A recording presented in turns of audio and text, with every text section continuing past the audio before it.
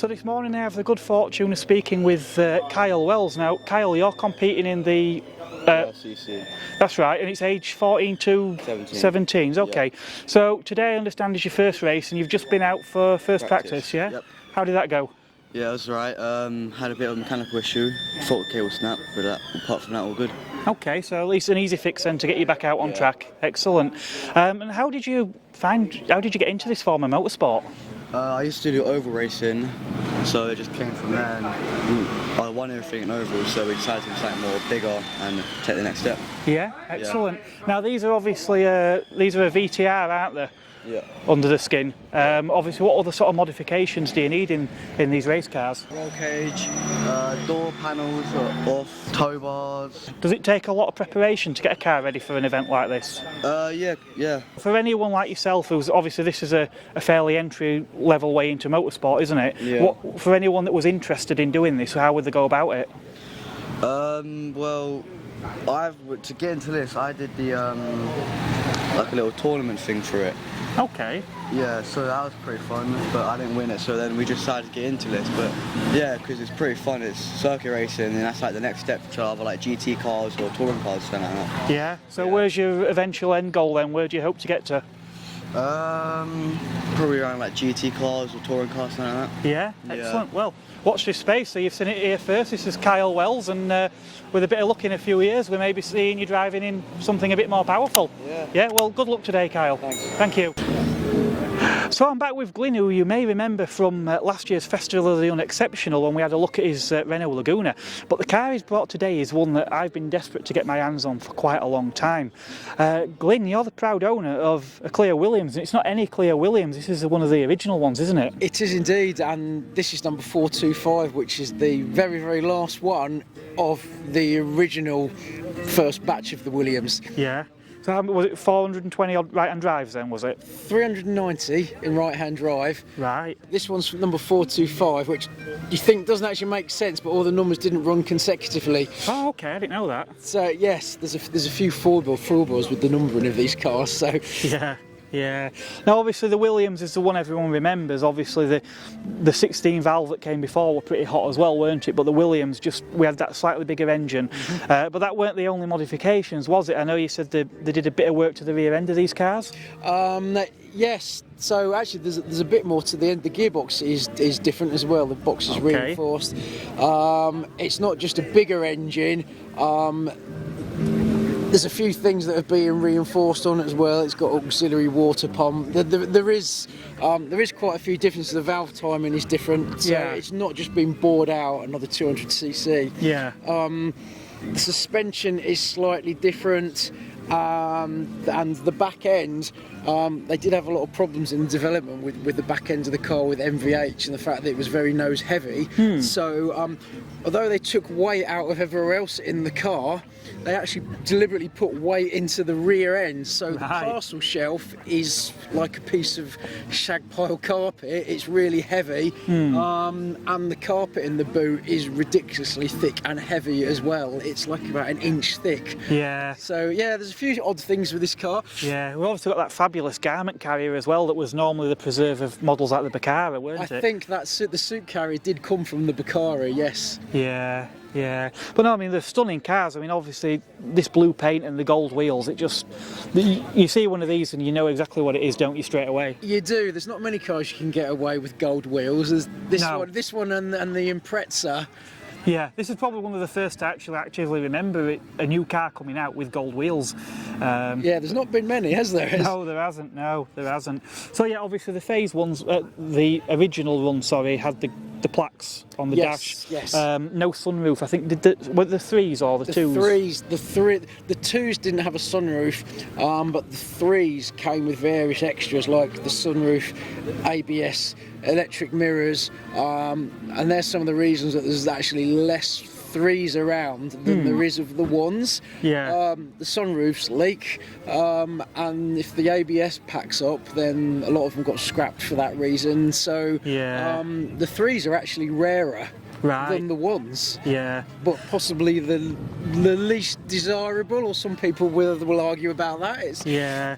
I think I read somewhere they're a different shade of blue as well. They are a different shade of blue. They're a much lighter shade of blue, which I don't think works quite so well. That's just my personal opinion, but Yeah. I think it's called. This is 449 Sports Blue, and the 3s were Monaco Blue, which is again, it's kind of more of this colour. Yeah, well, a bit darker than that. Yeah. I do like Monaco Blue actually, because when I had a Mark II Clio, I very nearly got Monaco Blue. It's a nice colour, but yeah, these do look right. Obviously, you're no stranger to Clios anyway. You've got some lesser powered Clios. Yes. How does this compare then? They're all completely different to drive. This one's kind of like, it's kind of quite frustrating to drive on the modern roads, because it just wants to go. Yeah. And you don't appreciate how special it is to drive unless you've got a nice open twisty B road, of which there aren't very many anymore. No. So it's actually quite difficult to enjoy this car, of what it can do, whereas the other kind of more mundane 1.4 Clios, you just enjoy them driving them normally because you know that's all they can do. Yeah. So again, and even though it was a hot one though, I imagine compared to the modern equivalent today, they probably are actually quite comfortable in the way that they ride, even though they're not excessively harsh. no, it does. It rides quite well, and the seats in this they're so comfy. It's a bit like driving in an armchair. Yeah. Yeah, well that's one thing Renault always did very well at, isn't it? So They did, yes, yeah, yes. Yeah.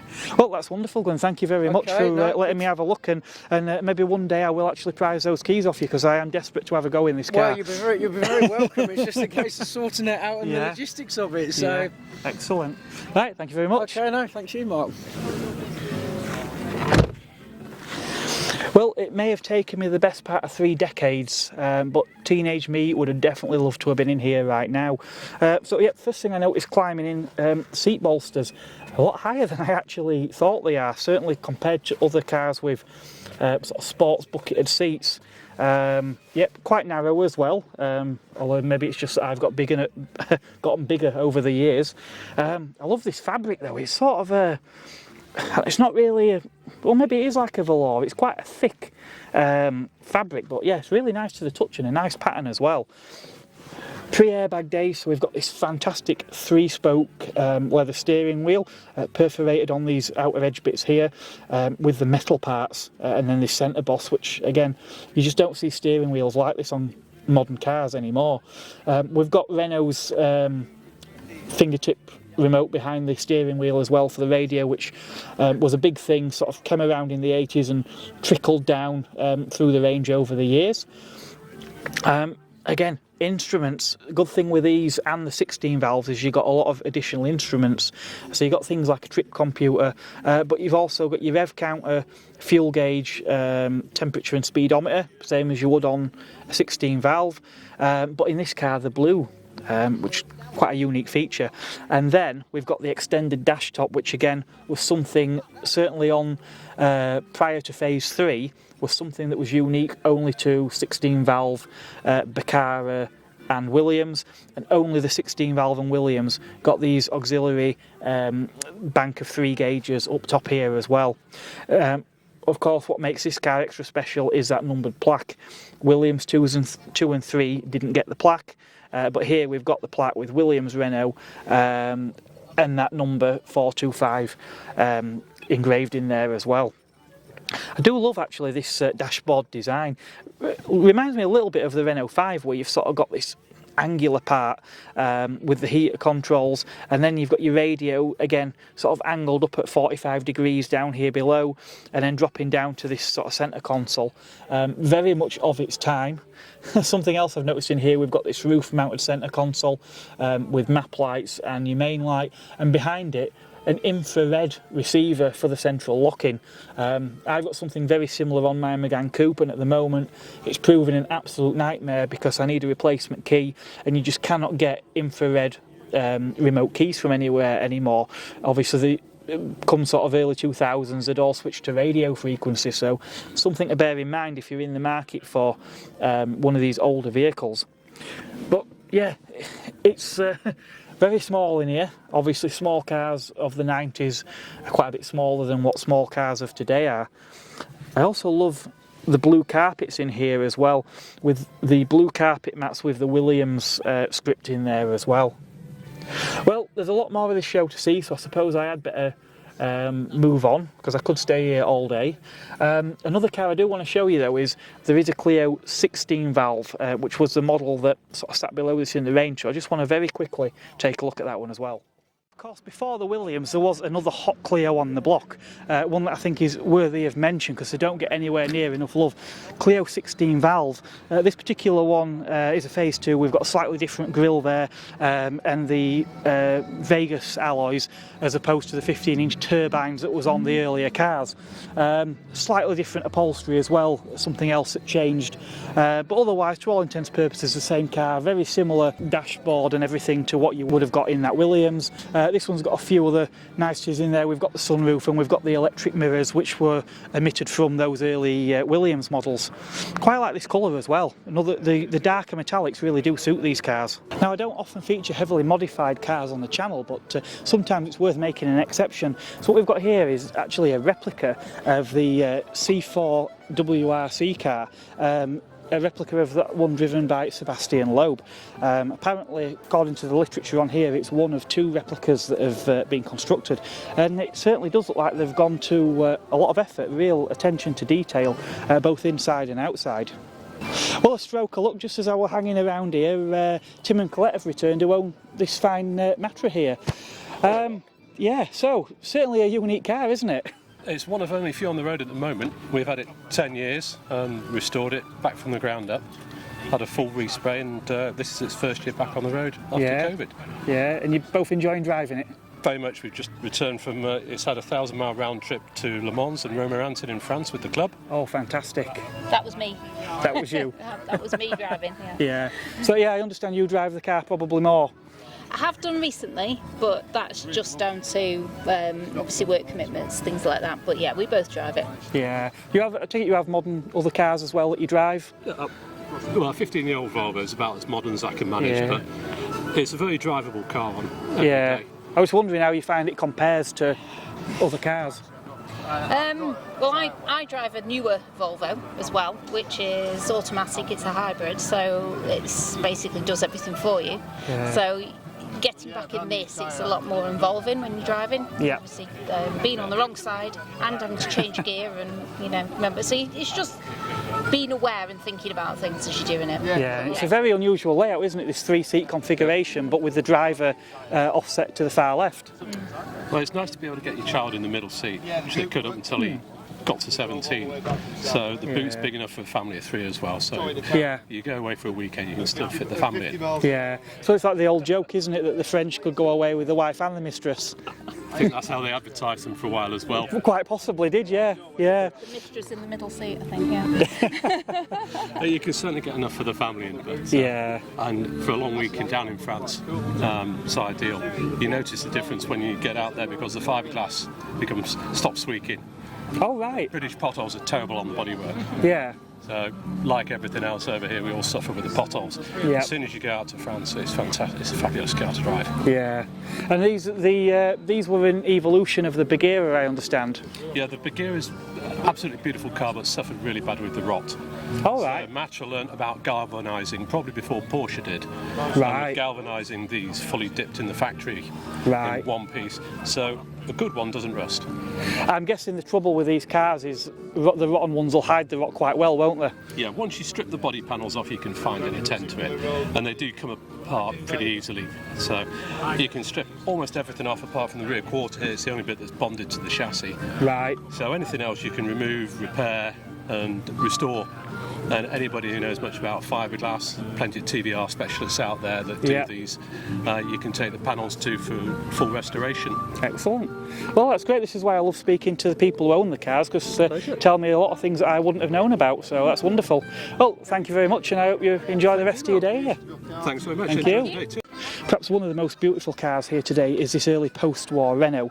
Now the literature in here does say that this is a 4CV, however I have been told by someone in the know previously that right-hand drive 4CVs for the UK weren't actually called a 4CV. I believe there was actually marketed as a 750, so again I could be completely wrong about that because these are certainly not my era of car, but as I say, you've just got to behold it. It is a stunning thing. As I say, it was one of the first cars Renault produced after the war.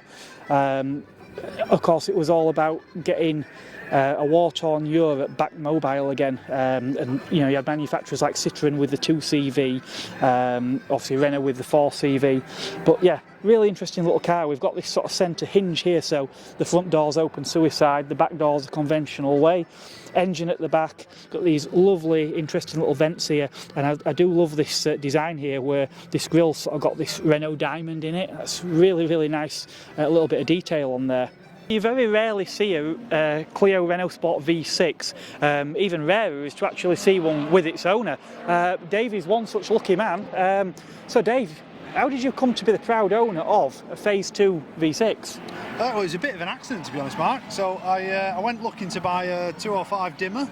Oh yeah. The GTIs with the big body kit on. Yeah. And when I went looking at that in 2013, the guy wanted way too much money for it, so he wanted probably 12 grand. And whilst I was browsing the classifieds, this came up at 14 grand, and I thought, that looks like a lot of car, 14 grand. And had a go, and I was hooked. And as good as the 205 is, and the dimmers did look fantastic, same with the Phase 1, the Mark 1 Clio dimmers. The thing with those cars is they looked like they were mid-engine, but they weren't. Yeah. But this is. And don't get me wrong, I mean, I love a 205 GTI, I've had loads, and the dimmer, I've still got a soft spot for them. But what I thought is, well, I've had 205 GTIs, and I'm paying a lot of money for a body kit, whereas with this, I'm getting more than just a body kit. Oh, definitely, yeah, definitely. So, obviously, started out life as a Renault Clio, but there's not really, other than the interior and things, there's not a lot of Clio really left in here, is there? No, I mean, you can see where Clio ends and V6 starts here. So yes. This is basically, they were all hand built from a normal Clio shell. So if you take these wings off, you'll see the hand built nature of them, 'cause it's all a bit crude. Yep. But where they've basically cut up a cooking economy Clio to make space for the engine, wings, door skin, etc. So this bit's Clio, normal Clio, so's the glass, but anything really from the waist down is no longer a normal Clio. Yeah.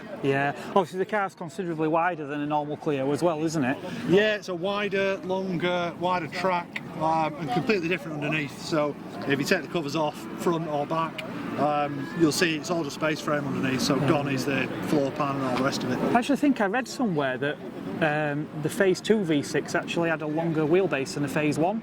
Yeah, so the suspension was completely overhauled, because the early ones, the Phase 1s, did have a reputation for killing journalists. They certainly did, didn't they? And unsuspecting drivers. So these are tamer. I mean, they're a bit quicker, but they are a bit more mild-mannered on the road. Although, if you compare this to 172, 182, completely different experience. Yeah, I imagine it'll still have you if you're not on top of your game. Oh, it will, yeah, and I have told a few people today, I've spun it myself twice. Right.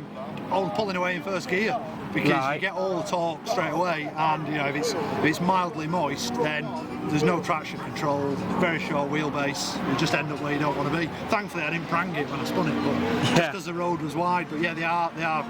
You've got to adapt to driving it. You can't just get out of a front-wheel drive car and drive it and expect it to do the same things. Yeah, I know you were saying obviously as well the bodywork on these, a lot of the panels aren't available, are they, anymore? So if you do end up having a mishap, it's a case of repairing what you've got. Yeah, so I use a guy, Scott from SG Motorsport down south, who's kind of marked specialist on these. But yeah, if you damage a wing, a bumper, door skin, the side pods, so the air intakes there, you can't get them anymore. Yep.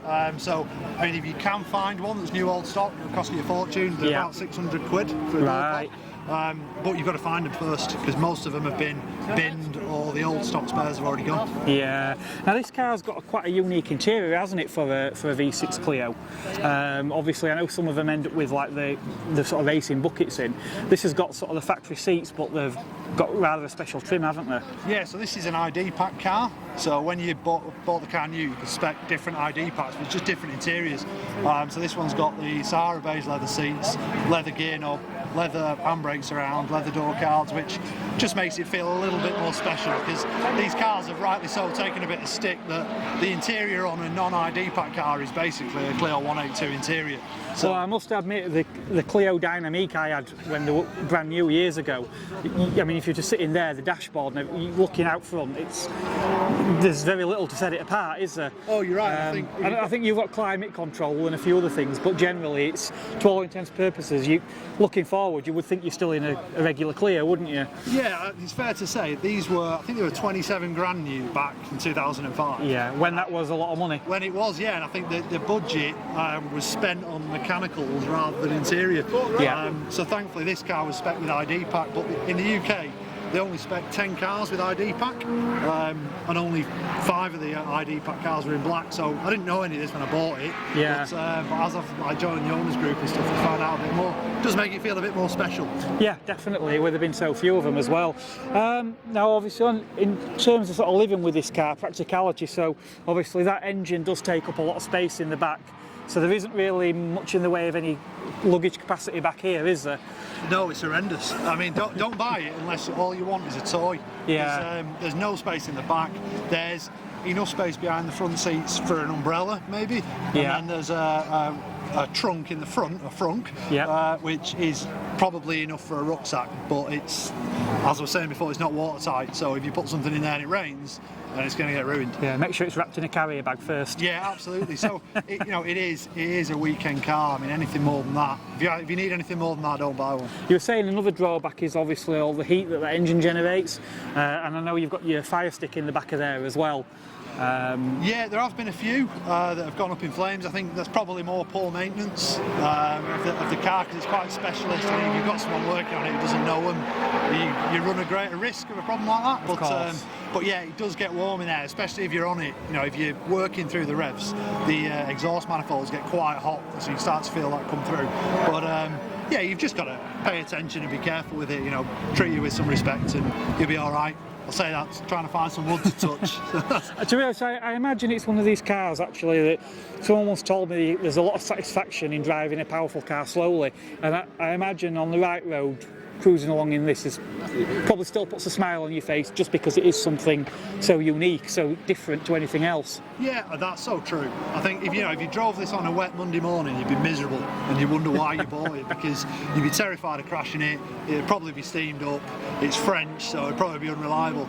But on a sunny day, you have to concentrate while you're driving, and I think if you concentrate and you're engaged in it, today's modern cars, which are much quicker than this, you can drive with your eyes shut and it'll do it for you. Yeah. But with this, you need to watch your entrance to the corner, know how to come out of it, and just concentrate. And I think if you're into cars, that's satisfying. If you're not, it's probably exhausting. Yeah, excellent. So we're going to call that one here for now. There's far too much to see here to get into one video, so I'm going to split it here, but the next instalment will be along shortly with more great cars, and obviously there should be that parade lap, weather permitting, at the end of the day as well, which I'm thoroughly looking forward to. When I did that one at Festival Italia a few years ago, it really was the highlight of the day, so I will catch you in the next video.